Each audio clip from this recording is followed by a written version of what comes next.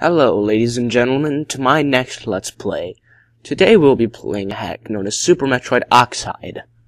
This hack is a popular small hack made by a guy called Cyclaman32. Sorry.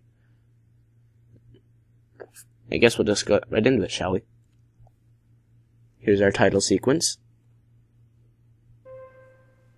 Apparently, it looks like he has done some editing.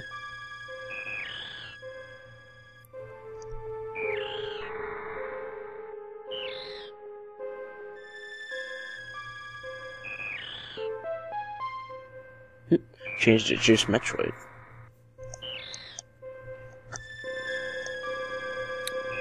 I always think it's a nice touch when they edit in the title screen. And there we go, Super Metroid Oxide. Let's begin. So I'm gonna save playing this hack.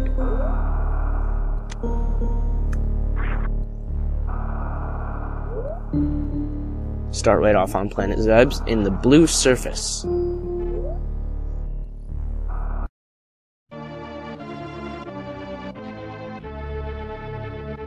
As you can see, we already start with one energy tank.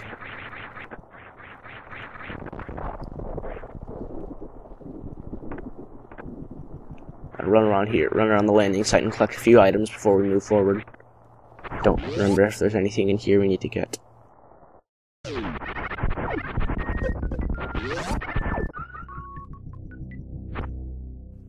run through there. Nothing I can reach.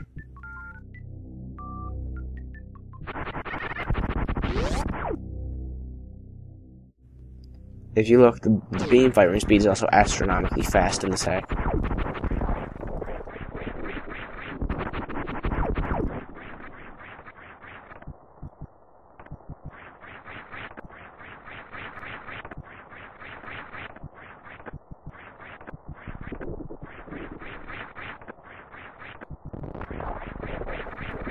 It's just gonna keep going. It's been a little while since I played this, so I don't remember exactly where everything is, but I should have a very general idea. Yep, the first item we get is the grapple beam. Quite different than you would expect from most hacks. That's what this hack is, though. It's quite different. Most of the stuff you do is very unexpected and out of the ordinary. As you'll see when you pick up what I believe is the next item or the item after. Okay, there's a glimpse of the item I'm talking about. You have to go left of the ship to get to it, I think. Yep, there we go. As you can see, we are already have to make use of the grapple beam.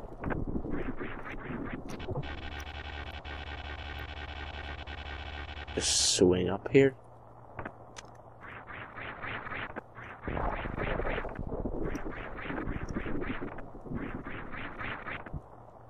Hop on the block and wait for our ride.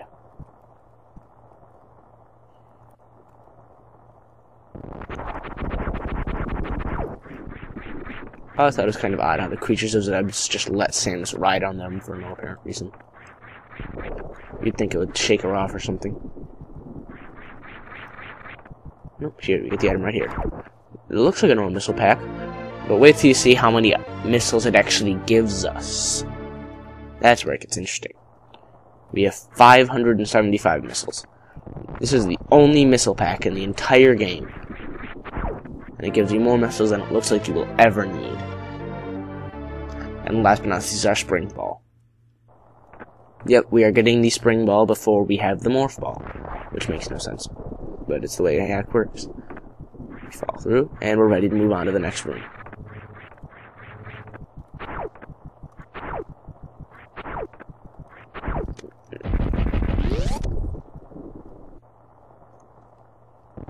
And there's the item that we need the spring ball for to use. And we need to use the spring ball. Pardon my I can't talk today, apparently. We have our morph ball. And then there's Rinkas, like everywhere in this first little area of the hack I've discovered. Destroying these is always a good idea. But yes, Rinkas also give you pickups this time. Pickups are also worth a lot more in this hack.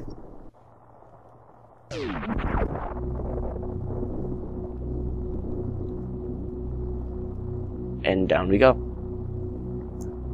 We have went from the blue surface into Meridia.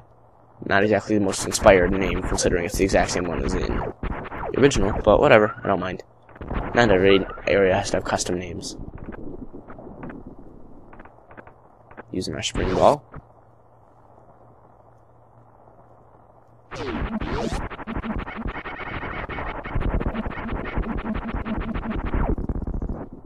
There's a respawning gamer that looks like it's invisible, but it's actually not. And now here, if you can't tell by the effect on the screen, and by the fact I just got bombs, this is the Bomb Torizo fight.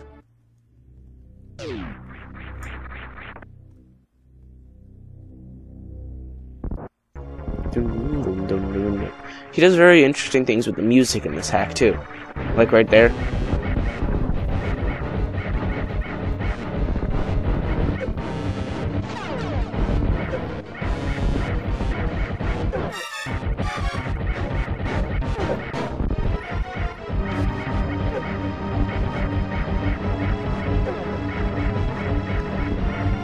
As you can see, he can take quite a few hits. It doesn't really matter all that much considering how many missiles you have. However, that attack really just did hurt. Gotta watch out now. Let's let his attacks go off.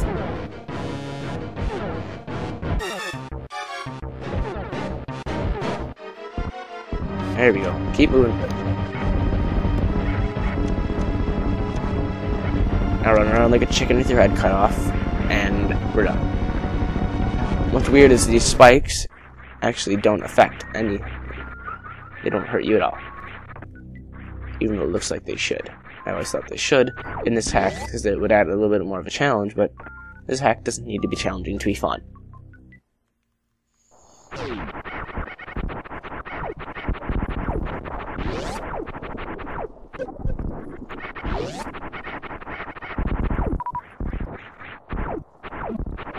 As you can see, this room has the music, or lack of, that characterizes the landing site in the beginning of Zeb's.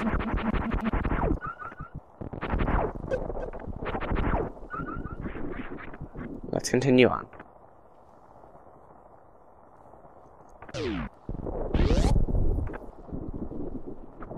I always thought it was actually a very good design choice that they made Zeb's in the very beginning have no music at all. Gives it more the spooky atmosphere they try to have it, the spooky, somewhat dead atmosphere they originally tried to have in Super Metroid, before just throwing that out the window in Green Brinstar, where everything is vibrant and alive.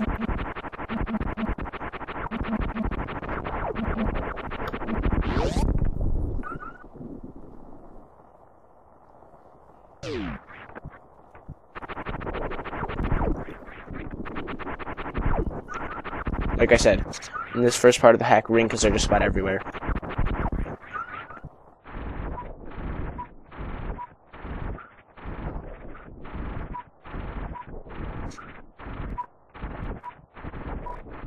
As you can see, each missile actually gives 10 missiles back to you, which is pretty helpful considering how the high amount of missiles you have, how long it would take to farm if you could only still get them 2 at a time. Dodge all the crabs.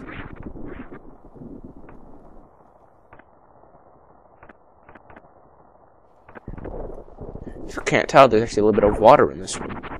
But not enough that it actually affects me, it's just covering the very bottom layer of the floor, I believe. Or that's just or that looks like it just might be an effect on the tiles, too. If I can stop getting hit, that'd be very helpful.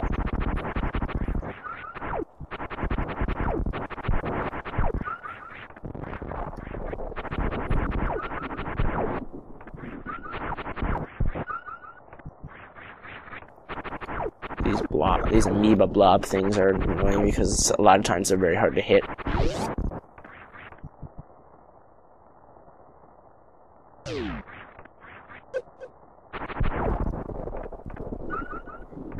And I believe there should be a hidden item in here. Maybe I'm wrong. Ow. Stupid thing. Luckily, it doesn't hurt as much as it did back in Meridia. I believe they took a full tank off of you. Even with the gravity suit on. And in this room we run into, after killing this thing, just real quick, we have to kill all the enemies anyways to open the door in the room. We run into the first space pirates of the hack. If I remember correctly, yep, they are pirates that take a single missile to kill. Oddly enough, I believe it wasn't, I don't remember, but I believe it was 2 in the original. And here we have our first super missiles, also very early on into the hack.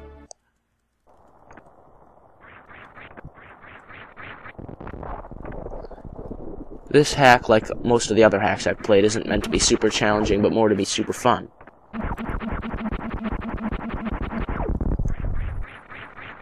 There's some very interesting things with music and sometimes the tiling here. He also has pretty good palettes for a lot of areas, and very interesting ideas.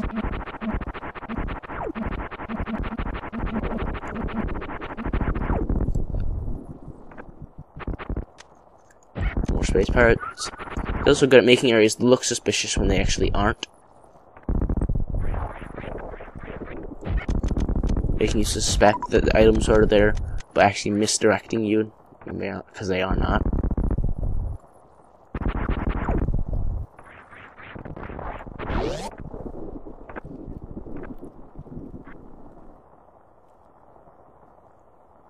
Let's head down here. I want to head down here first, because this leads to a bit of a dead end that's going to matter later.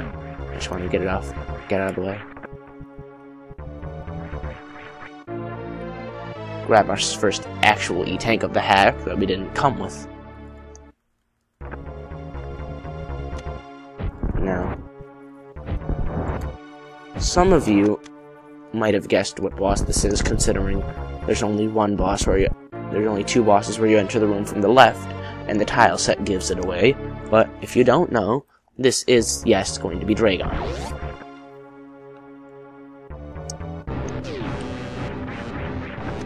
With different music this time. And as you can see, the cannons are already destroyed, making it quite easy, after we get these things to go through the room already, for Dragon to grab me.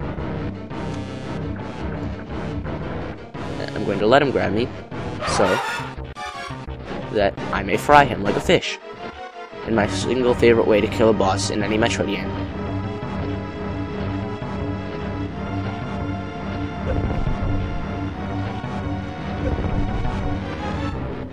Uh-oh. There we go. It's close, but you do have enough health to do that.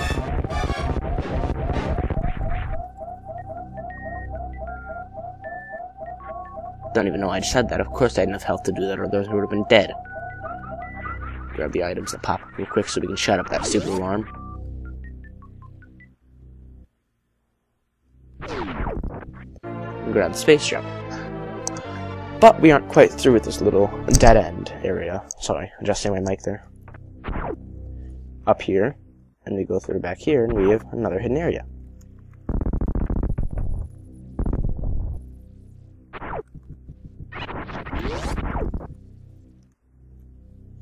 With another kind of space pirate that takes like 3 missiles to kill.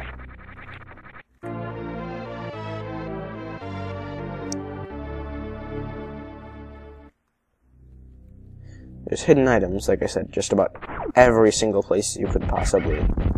Actually, I haven't said that yet, but... Anywhere where there's a dot on the map, there is going to be a hidden item. He keeps that true throughout the hack, which I like. Sometimes some hacks don't put their items there. And, like, I can understand a hack purposely trying to conceal items. Like, if it's a challenge hack to find, you need to actually look hard to find the items, but if it was just a fun hack, why not put the dots where they're there? You know they're there, but you still have trouble. But you can still confuse people and make them have trouble finding them. Like right here. There's the dot there, but who would think to look under enemy spawners?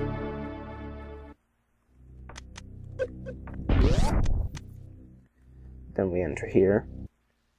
And get 3 super missile packs. Yep, count them. 1, 2, 3. They're the only thing in this room.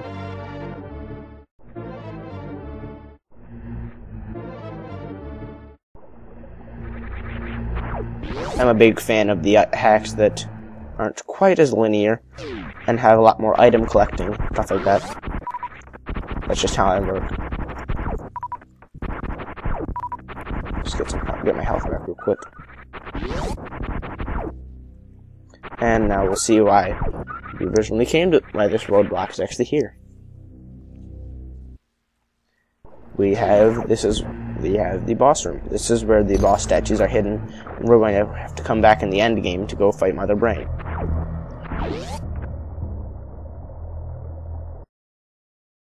Now let's get back out of here.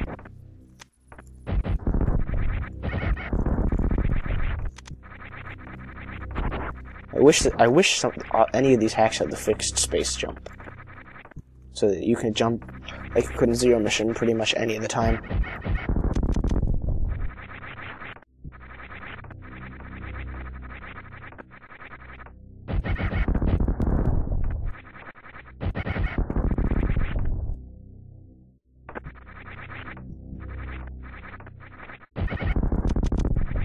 And now we're heading on our way out.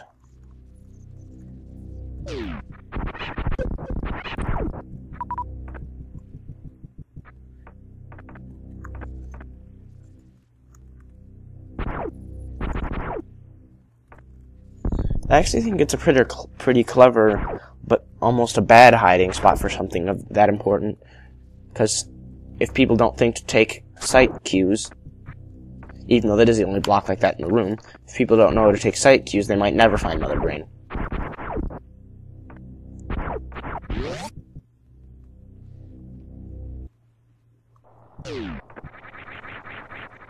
Now get used to this Dragon's Room tile set, because we'll be seeing it quite a bit more later in the hack.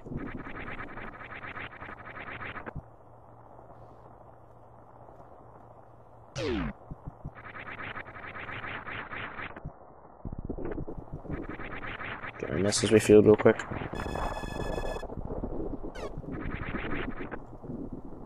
And I think I know exactly where I'm going to cut this one.